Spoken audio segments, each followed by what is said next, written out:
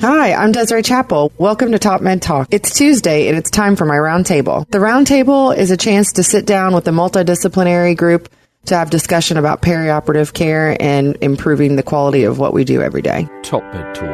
I am Desiree Chappell, your co-host of the Roundtable on Top Med Talk. I'm joined here with Monty Mythen, co-host of Top Med Talk as well, and we're also joined today by Dr. Lee Fleisher. He's the chair of anesthesiology for University of Pennsylvania.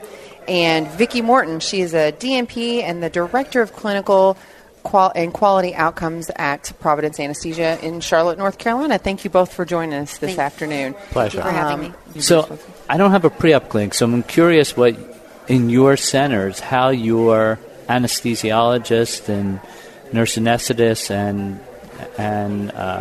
DNPs and others are thinking through keeping them out of the hospital from pre-op stuff or post-op? Well, both. So we're actually in the process right now, and one of the reasons that we're here to better learn how to work a pre-op clinic, patient optimization, because we've got great clinics to be seen, or patients to be seen in and do the normal testing and what have you, and we see every single one of our enhanced recovery patients in those clinics, but the other patients are screened, and if they meet certain criteria, will come in. But what we need to work on is, okay, we have a patient that's come in, has uncontrolled blood sugars. What do we do? And essentially, not much. We maybe refer them back to their primary care, what have you. And so we're really trying to work harder to get these patients in better condition going into surgery. So, Lee, when you scrapped your preoperative clinic, you had one, did you? And then it Before I got to Penn, okay, the health system scrapped it. Right. So was that because the clinic was a place you went to have your problems documented, as opposed to a place where you went to have your problems fixed? My assumption is the prior documented, and at that time the issue was cancellations. Everyone talks about cancellation rates being the primary reason to have a pre-op clinic. What I have been learning from you, and as well as everyone on this panel, is the world has changed. We should do fewer patients, but actually put them in the optimal condition, because the key thing about the bundles is it's the readmission for any cause. Okay, well, I'm really getting a handle on this now. So, Vicki, I think what you're telling me is you're refashioning your pre-op clinics to not document the people who are well, but to fix the people who need fixing and put all your energy into that. Correct. We're actually not doing separate clinics. I mean, like kind of what we're talking about, diabetes or anemia. It's all wrapped up into one. And when we first started Enhanced Recovery, and actually even before then, it was about optimization and getting a hold of that patient before they got to surgery, so we could fix at least, if we had a diabetic, and trying a little bit better control over that, or if they had anemia or they had cardiovascular issues, we could send the patient and kind of try and figure out ways in which we could go ahead and treat the issue or optimize them before they got to surgery. But one of the things that we've since started in our cardiac ERAS program is nutritional optimization and some other things that we are trying to, on the front end, prevent readmissions on the back end as well. So I'm curious, Desiree, because it's one thing to optimize them to get them through surgery. True. It's another, which is what I'm hearing you guys doing and what I'm trying to convince my own center they should do, is optimize them, period. Right. To get them through life. Right. Yes. Not to have surgery. And it'll last 30 days to 90 days. Yeah. Is that... Yeah. I mean, I wrote some of these guidelines. It was always, can you get them to 90, out of the hospital?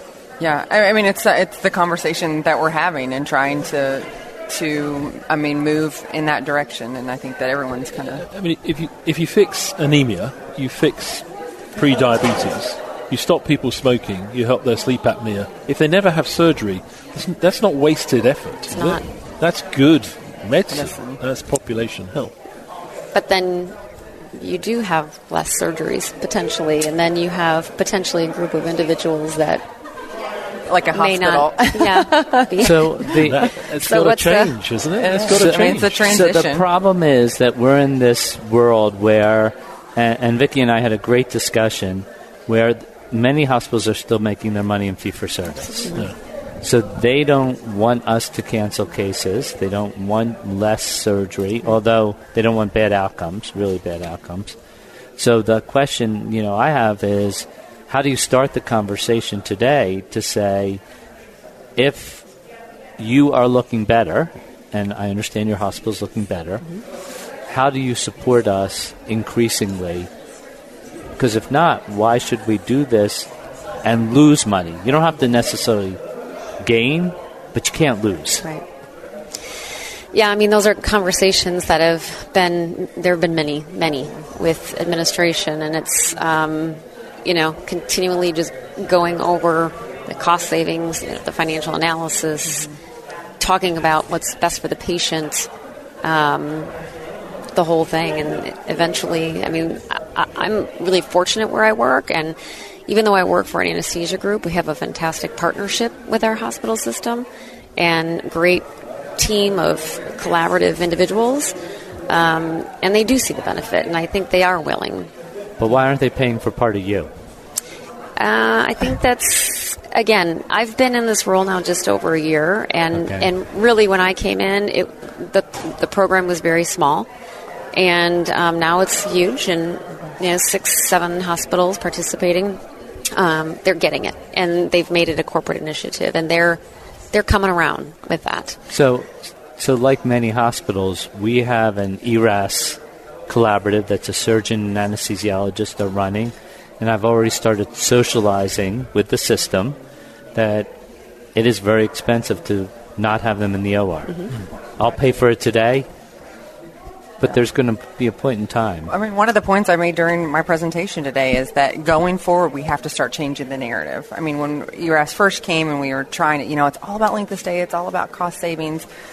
We're still in a fee-for-service world. That's the reality right now. And so that's not the narrative that you need to have with, key stakeholders. It needs to be some of these other issues. And won't ultimately patient power the consumer, the customer get a grip on all of this? Won't that be the ultimate conclusion to the whole thing? You mentioned, Lee, that if we at any stage see PBPM, I think I wrote down here, written down some, we should... beneficiary per month.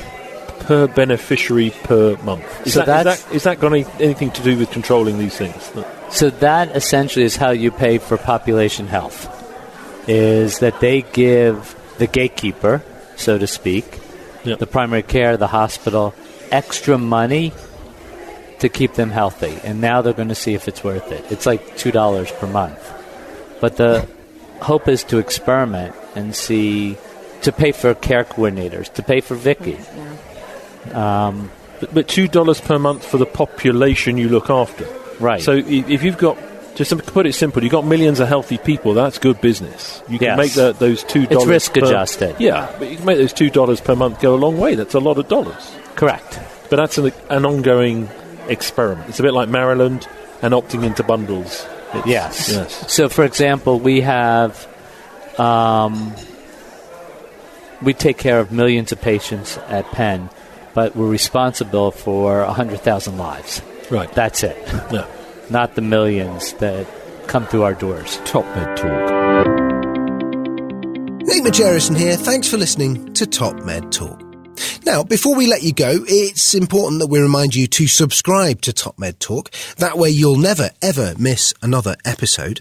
Also, if we could encourage you to join us on social media, Twitter, Facebook, LinkedIn, YouTube, pretty much every single social media platform, we're there. Join us.